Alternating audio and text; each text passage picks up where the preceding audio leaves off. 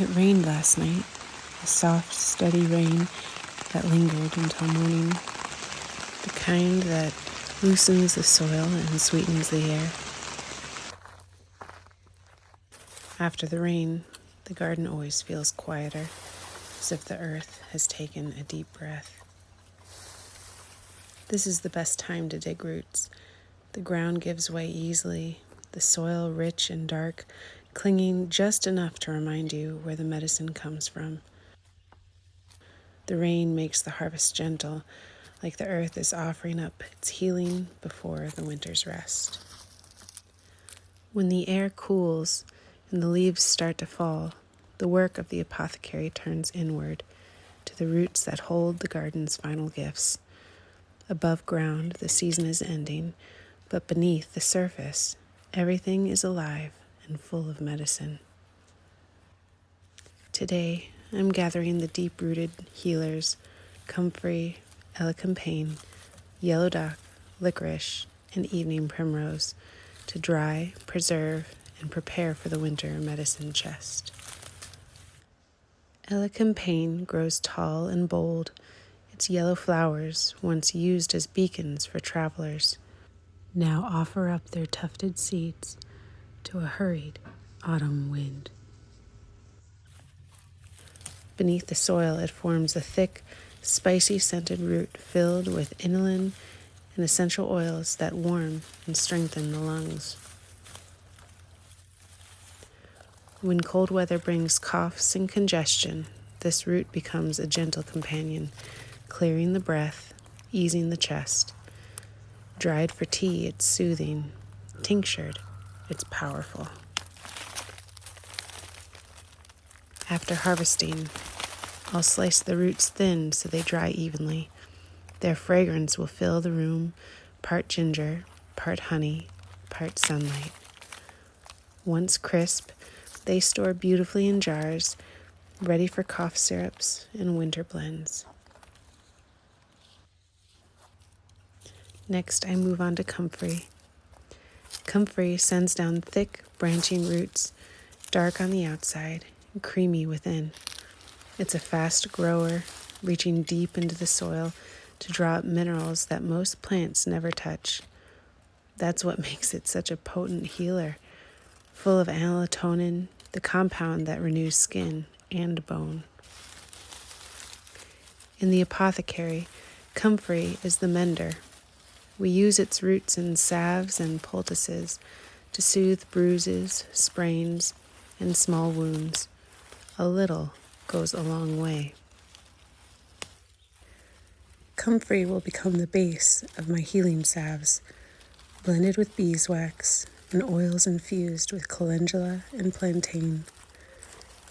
It's what I reach for when little hands come in with scrapes, or when the season's work leaves my muscles sore.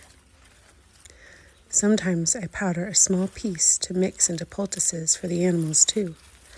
Gentle, grounding medicine born of deep earth. After gathering and digging, I rinse the roots gently. I slice them lengthwise and let them dry slowly in the warmth of the kitchen. Drying halts the moisture that would cause mold and locks in the healing compounds until I'm ready to infuse them into oil. Yellow dock is humble but steadfast, growing where the soil has been disturbed. It sends down a long taproot, bright gold when cut, a signal of the cleansing work it does.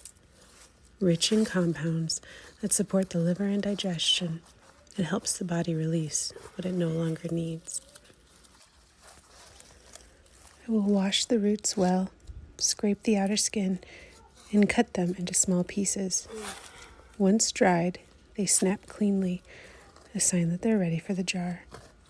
I use them mostly in tinctures, though a few pieces steeped into tea add a gentle bitterness that strengthens the system. Drying concentrates its medicine and prevents spoilage. Fresh roots hold too much water. Dried, they'll last all year, like sunlight captured in gold roots. I often blend yellow dock with dandelion and burdock roots when I feel heavy or sluggish. A slow, steady tonic that clears the way for spring. It finds its way into tinctures for the liver or into decoctions for gentle cleansing. I love its quiet persistence. It reminds me that renewal rarely happens all at once. Rather, it unfolds softly beneath the surface. Licorice grows with grace, sending slender roots that weave through the earth like ribbons. Sweet and balancing, it harmonizes other herbs, softens bitterness, and soothes inflammation. It's a root of comfort and endurance, supporting the adrenals, calming the throat, and bringing warmth to weary bodies through long winters. I will clean and trim each root and cut them into sticks before drying. As they lose their moisture, the sweetness deepens, a scent like vanilla and earth. Dried properly, licorice keeps for years, ready to sweeten teas and tinctures and to bring harmony to every blend. Licorice finds its place in so many of my remedies, a bridge between strong medicines. It eases sharp edges in herbal blends, both in taste and in temperament. I stir pieces into lung teas, blend them with marshmallow root for soothing the throat, or tuck them into tonic tinctures that need a touch of warmth and sweetness. It helps even the most bitter medicine be more kind. Evening Primrose spends her first year quietly, forming a rosette of leaves close to the soil.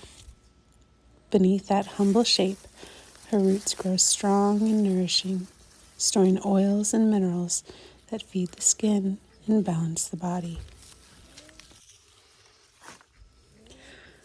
Harvested in that first autumn, her roots are tender and mild, perfect for infusing into oil or drying for gentle tea blends. They carry a calm energy, supporting women's health and the body's natural rhythm. I will wash the roots carefully, slice them thinly, and let them dry slowly. Once crisp, I tuck them into jars, knowing they'll bring softness and strength when the days turn cold. Evening Primrose reminds us that quiet work can still be powerful, that healing often begins beneath the surface. When I infuse these roots into oil, I'll blend them with rose petals and chamomile for soothing skin balms, the kind you reach for after windburn or long winter days. In tea, she pairs beautifully with oat straw and violet leaf, a gentle reminder to rest, to breathe, and to let the body mend in its own time. After gathering each root, I rinse them first outside, where the spring water flows cold and clear from our old spigot. I fill my buckets and let the water run over the roots, washing away the loose soil and letting the earth return to the ground that it came from. There's something grounding about that first wash, the sound of water in the buckets, the smell of clean soil, the rhythm of lifting and rinsing and letting go.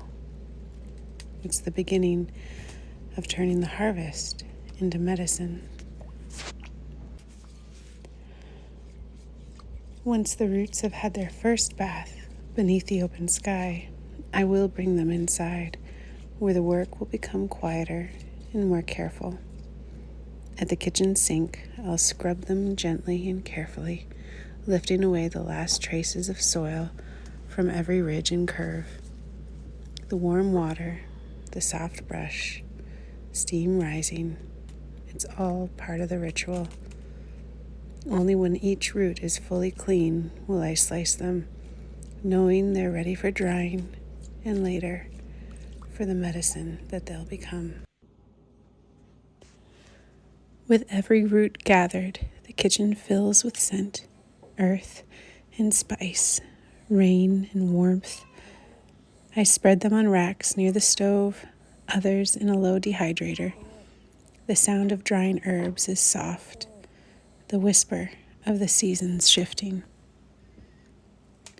When the roots are crisp and light, I store them in jars, each labeled, each ready. These will become tinctures, salves, and teas through the quiet months ahead. Drying isn't only preservation, it's a pause, a way of saving sunlight for when we'll need it most. Some of these roots will soon steep in alcohol for tinctures.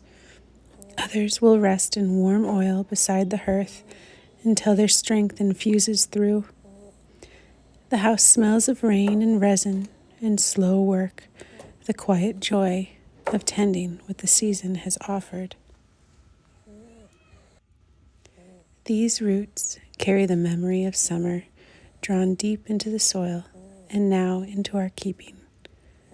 As winter settles in, they'll remind us that even in stillness, the earth is working, renewing, and preparing. This is the beginning of our Cottage Apothecary Series, medicine gathered in gratitude to be turned into healing through the cold months ahead. There will be more harvests to come, more roots to dig, wash, and lay in rows to dry. By the time the frost sets in, I hope to have nearly 20 of these deep-rooted healers resting in jars, waiting for their turn to become salves, teas, and tinctures. This is only the beginning. Stay blessed, friends, and may your hands always find good work in the soil.